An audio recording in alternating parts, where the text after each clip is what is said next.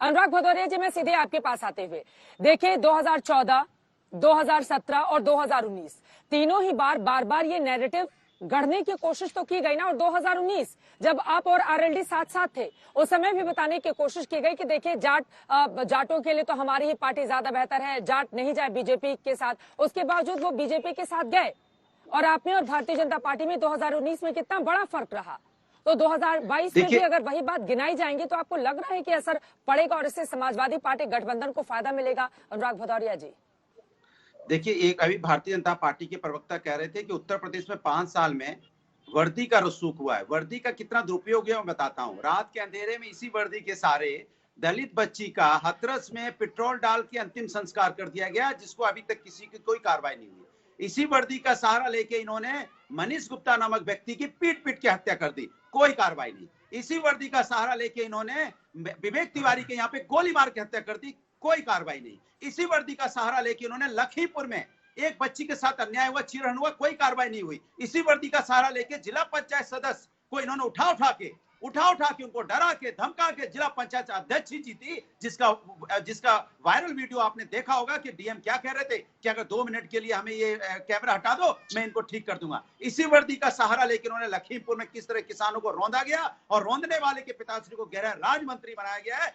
आज तक उनको किस तरह चाय पिलाई जा रही थी मेहमान की तरह, आप भी अच्छी तरह जानते हैं। इसी वर्दी का सहारा लेके इन्होंने अनुराग जी, आपने महत्वपूर्ण मुद्दे उठाए, लेकिन जो सवाल मैंने पूछा था सर, जो सवाल मैंने पूछा था आपके सवाल पे उस पर भी तो जवाब दीजिए। सवाल आपने सुना था या नहीं सुना? और ये कहते थे उत्तर प्रदेश में अपराधी थर थर कांप रहे हैं, इतना थर थर अपराधी कांप रहे हैं कि वो बल्ला घुमा रहे हैं, फुटबॉल खेल रहे हैं, घूम रहे हैं, थर थर कांप रहे हैं। वो चौके छक्के लगाने, भैया चौके छक्के लगाने वाले अपराधी जिसपे 25,000 का इनाम फरार, वो थर थर कांप रहा है। हाँ, जब बैट बल्ला घेर रहा है तो थर थर कांपेगा ही। इसलिए मैं इनसे पूछना चाहता हूँ, टॉप 10 अपराधी का नाम बताओ आप। आज तक नहीं बताते हैं। इनके लिस्ट में 82 लोग ऐसे हैं जिनमें आपराधिक मुकदमा है, नाम नहीं लेते। ये 3 नाम गिनते करते रहते हैं, 1 2 3 1 2 3 1 2 3 1 2 3 1 2 3। उसका जवाब तो अनुराग भदौरिया दे दीजिए। आपके यहाँ तो अपराधियों के भरमार है, कप्तान से लेकर कप्तान से, और जो आपके सिपाही सलाहकार हैं जिनको आपने भर्ती किया हुआ है, जिन पे अनुराग भदौरिया, अनुराग भदौरिया जी, अनुराग जी,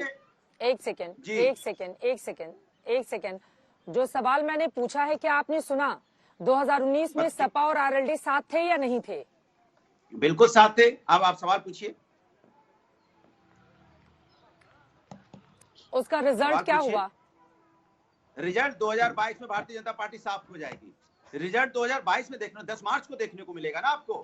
10 मार्च को रिजल्ट आएगा, जब किसान जाट अपने अपमान का बदला वोट की चोट से लेगा। जिनको खालिस्तानी पाकिस्तानी चोर डकैत बोलने वाले लोग, जिनके दरबार में जाना नहीं पसंद करते थे, वोट की चोट करेगा जाट, वो दावा कर रहे हैं। यहाँ गर्मी में, सर्दी में, बारिश में बैठे रहे, तड़पते रहे, लोगों की मौतें होती रही और ये लोग उनके यहाँ गए नहीं। आज इनको याद आया क्यों?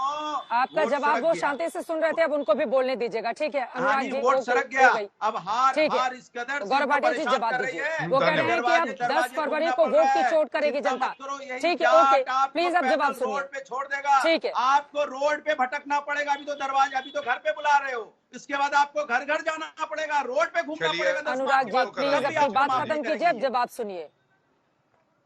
चित्रा जी, दोनों की बात का उत्तर देता हूँ। पहले बसपा की बात का उत्तर देता हूँ। देखिए, बसपा तो एक विचित्र पार्टी है। मैनिफेस्टो इनका कभी आया नहीं, तो जनता पूछेगी कैसे कि क्या वादे किए, क्या निभाया। 4 बार मुख्यमंत्री रही। चित्रा जी, ये तो तरीका ठीक नहीं है। सतीश जी, अच्छा नहीं लगता, मालूम है आपको 10-11 वोट मिलेंगे और आप वो भी काट के चले जाएंगे। प्लीज चित्रा जी, जब आप चुप करा लेंगे तब मैं बोलूंगा। इस तरह से चर्चा नहीं हो सकती। सतीश जी, जब आप बोल रहे थे वो सुन रहे थे चुपचाप, अब जवाब सुन लीजिए प्लीज। सतीश जी प्लीज, ठीक है, आपकी बारी आएगी, आप बोल लीजिएगा। सतीश जी प्लीज, सतीश जी प्लीज, आपकी जब बारी आएगी आप बोल लीजिएगा प्लीज।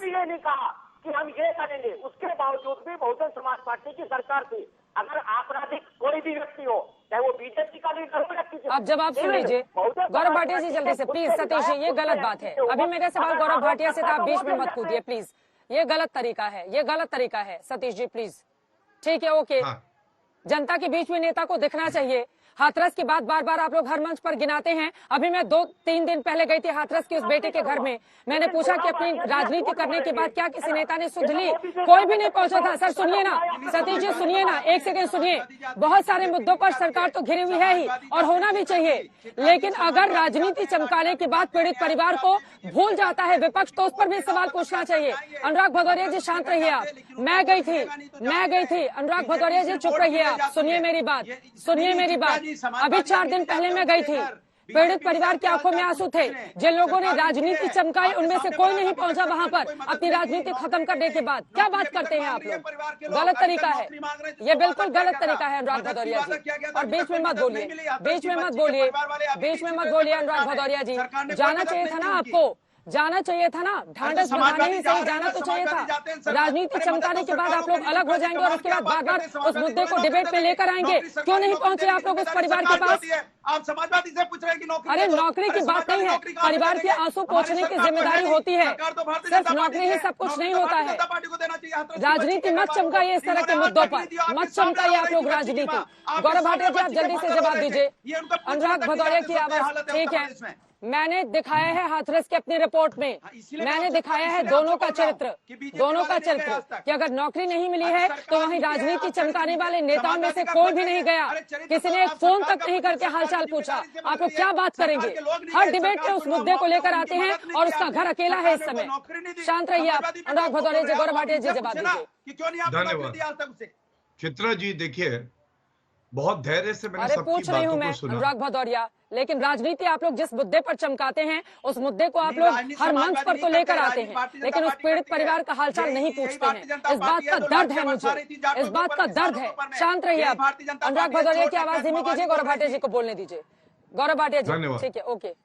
चित्रा जी सबसे पहले मैं समझता हूँ इसी मुद्दे पे बात हो जाए। अगर हाथरस में गलत हुआ, बिल्कुल सबको कष्ट होता है और हमारी सरकार का तो संकल्प है कि एक भी बलात्कार ना हो, लेकिन मैं एक आंकड़ा जरूर रखूंगा और आंकड़े से पहले ये जरूर कहूंगा कि कभी ऐसा नहीं है कि मुखिया ने कहा और लड़के हैं लड़कों से गलती हो जाती है। मुख्यमंत्री अखिलेश यादव थे, एक पत्रकार महिला थी, उसने पूछा कि ये बच्ची के साथ बलात्कार हुआ है, तो अखिलेश यादव ने कहा लेकिन तुम तो सेफ हो ना, तुम्हें तो कुछ नहीं हुआ। ऐसे अनर्गल बयान कभी कोई नहीं देता और ये आंकड़े हैं, ये दर्शक के लिए मैं रख देता हूं। देखिए, जहां तक बलात्कार के मामले हैं, 2014 में 3467, ये एनसीआरबी डेटा है। 2013 में 3050, सपा की सरकार थी। और 2020 का एनसीआरबी का जो आखिरी डेटा आया है ये 2769, मतलब इसमें कमी आई है। और इसी तरह से हत्या के मामले 2014 में 5150 चित्रा जी, और 2020 में 3779, मतलब इसमें भी भारी कमी आई है। ये आंकड़ा क्यों पेश किया? हमारा संकल्प है कि अपराध खत्म कर देंगे उत्तर प्रदेश से।